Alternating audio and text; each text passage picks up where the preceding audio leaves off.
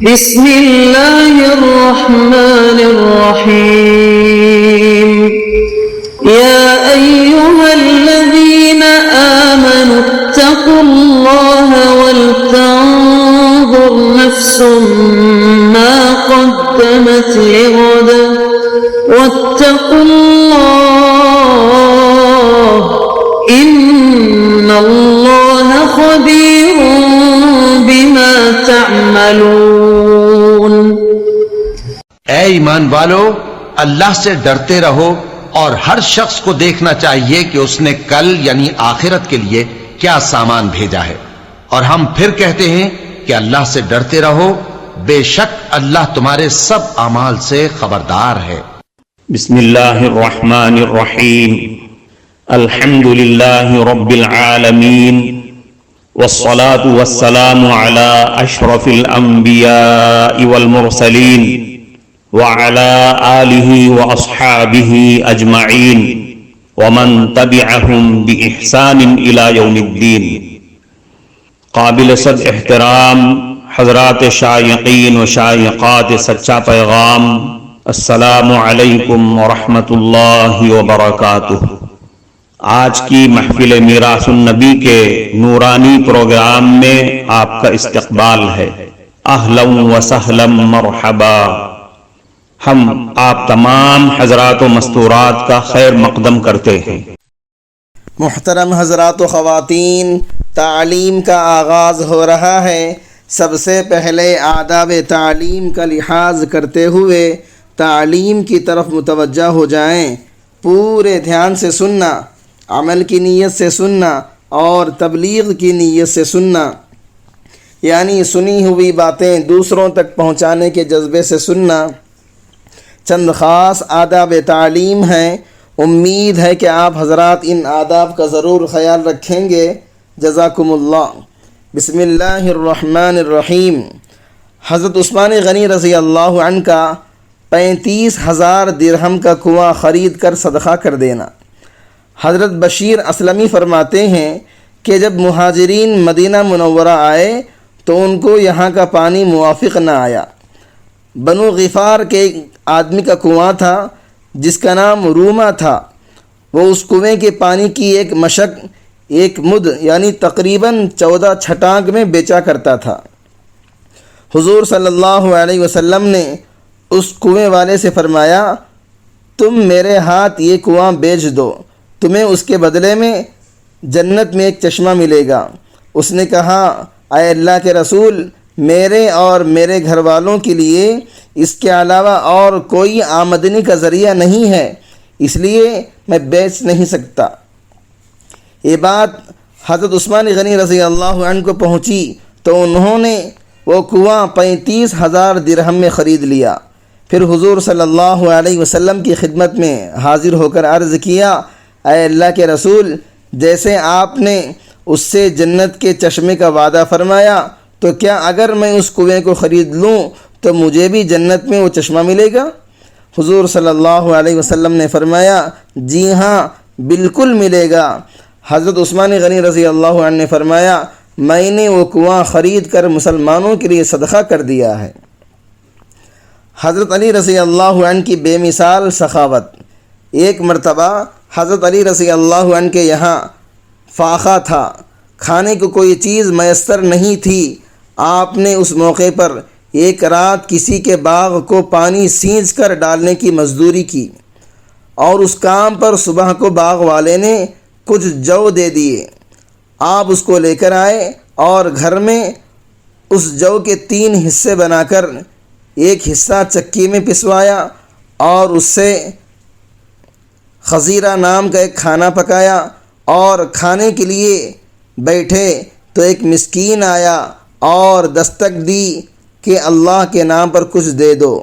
آپ نے اور گھر کے افراد نے وہ سارا کھانا مسکین کو دے دیا۔ پھر باقی آٹے میں سے کچھ نکال کر پکایا اور کھانے بیٹھے تو ایک یتیم آیا، اللہ کے نام پر کچھ دے دو۔ آپ نے یہ کھانا بھی اللہ کے نام پر اس یتیم کو دے دیا، اور آٹے کے آخری بچے ہوئے حصے کو لے کر اس کو پکایا اور کھانے بیٹھے تو ایک قیدی آیا اور سوال کیا آپ نے یہ بھی اللہ کے نام پر دے دیا۔ اس پر یہ آیت کریمہ نازل ہوئی وَيُطْعِمُونَ الطَّعَامَ عَلَى حُبِّهِ مِسْكِينًا وَيَتِيمًا وَأَسِيرًا، وہ اللہ کی محبت میں مسکین، یتیم اور قیدی کو کھانا کھلاتے ہیں۔ حضرت عبداللہ ابن عمر رضی اللہ عنہما کا فقراء کے بغیر کھانا نہ کھانا۔ حضرت میمون ابن مہران رحمۃ اللہ علیہ فرماتے ہیں حضرت عبداللہ ابن عمر رضی اللہ عنہما کی بیوی پر کچھ لوگ حضرت ابن عمر رضی اللہ عنہما کے بارے میں ناراض ہوئے اور ان سے کہا کہ کیا تم ان بڑے میاں پر ترس نہیں کھاتی کہ کمزور ہوتے جا رہے ہیں، انہیں کچھ کھلایا پلایا کرو۔ انہوں نے کہا میں ان کا کیا کروں، جب بھی ہم ان کے لیے کھانا تیار کرتے ہیں تو وہ اور لوگوں کو بلا لیتے ہیں جو سارا کھانا کھا جاتے ہیں، یوں دوسروں کو کھلا دیتے ہیں، خود کھاتے نہیں۔ حضرت ابن عمر رضی اللہ عنہما جب مسجد سے نکلتے تو کچھ غریب لوگ ان کے راستے میں بیٹھ جاتے تھے، جن کو حضرت عبداللہ ابن عمر رضی اللہ عنہما ساتھ گھر لے آتے اور ان کو اپنے کھانے میں شریک کر لیا کرتے۔ ان کی بیوی نے ان غریبوں کے پاس مستقل کھانا پہلے سے بھیج دیا، ان سے کہلا بھیجا کہ تم یہ کھانا کھا لو اور چلے جاؤ، حضرت ابن عمر رضی اللہ عنہما کے راستے میں نہ بیٹھا کرو۔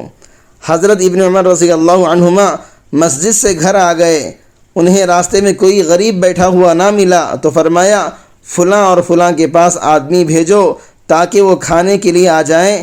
آدمی ان کو بلانے کے لیے گئے لیکن ان میں سے کوئی نہیں آیا، کیونکہ ان کی بیوی نے ان غریبوں کو کھانے کے ساتھ یہ پیغام بھی بھیج دیا تھا کہ اگر تمہیں حضرت عبداللہ ابن عمر رضی اللہ عنہما بلائیں تو مت آنا۔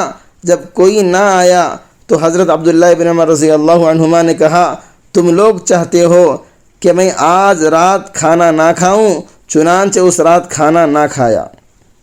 محترم ناظرین کرام، اس دینی اور ایمانی بیان کو سننے کے دوران ہی اس کو لائک کر دیجئے اور شیئر بھی کر دیجئے تاکہ دوسرے بھی اس سے فائدہ اٹھا سکیں۔ اللہ آپ کو جزائے خیر عطا فرمائے۔ حضرت عبداللہ ابن عمر رضی اللہ عنہما کا ایک رات میں فقراء پر 10,000 درہم تقسیم کر دینا۔ حضرت ایوب ابن وائل رحمۃ اللہ علیہ فرماتے ہیں میں مدینہ منورہ آیا تو مجھے حضرت ابن عمر رضی اللہ عنہما کے ایک پڑوسی نے یہ قصہ سنایا کہ حضرت ابن عمر رضی اللہ عنہما کے پاس حضرت امیر معاویہ رضی اللہ عنہ کی طرف سے 4,000، ایک اور آدمی کی طرف سے 4,000 اور ایک اور آدمی کی طرف سے 2,000، کل 10,000 درہم اور ایک جھالر والی چادر آئی۔ پھر وہ بازار گئے اور اپنی سواری کے لیے 1 درہم کا چارہ ادھار خریدا۔ مجھے معلوم تھا کہ ان کے پاس اتنا مال آیا ہے، اس لیے میں بڑا حیران ہوا کہ ان کے پاس اتنا مال آیا ہے اور یہ 1 درہم کا چارہ ادھار خرید رہے ہیں۔ اس لیے میں ان کی باندی کے پاس گیا اور میں نے اس سے کہا میں تم سے کچھ پوچھنا چاہتا ہوں، تم سچ سچ بتانا، کیا حضرت ابو عبد الرحمن، یہ حضرت ابن عمر رضی اللہ عنہما کی کنیت ہے، حضرت ابو عبد الرحمن کے پاس حضرت امیر معاویہ رضی اللہ عنہ کی طرف سے 4,000 درہم اور ایک آدمی کی طرف سے 4,000 درہم اور ایک اور آدمی کی طرف سے 2,000 درہم اور ایک چادر نہیں آئی ہے؟ اس نے کہا ہاں آئی ہے۔ میں نے کہا میں نے انہیں دیکھا ہے، وہ 1 درہم کا چارہ ادھار خرید رہے تھے، تو یہ کیا بات ہے، اتنے مال کے ہوتے ہوئے وہ ادھار کیوں خرید رہے تھے؟ اس باندی نے کہا رات سونے سے پہلے ہی انہوں نے وہ 10,000 درہم تقسیم کر دیے تھے اور پھر وہ چادر اپنی کمر پر ڈال کر باہر چلے گئے تھے اور وہ بھی کسی کو دے دی، پھر گھر واپس آ گئے۔ چنانچہ میں نے بازار میں جا کر اعلان کیا اے تاجروں کی جماعت، تم اتنی دنیا کما کر کیا کرو گے؟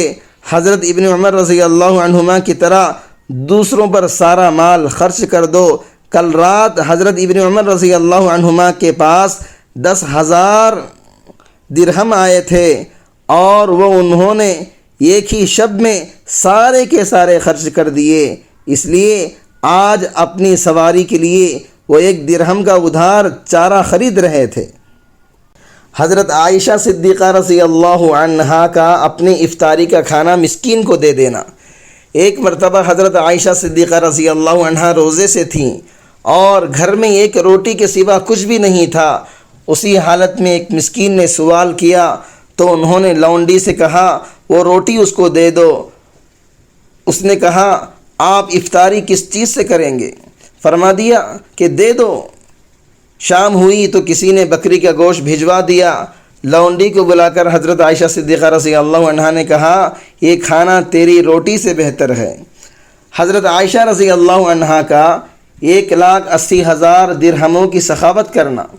حضرت عائشہ صدیقہ رضی اللہ عنہا کی خدمت میں حضرت امیر معاویہ رضی اللہ عنہ نے 2 بوریوں میں 1,80,000 درہم بھیجے۔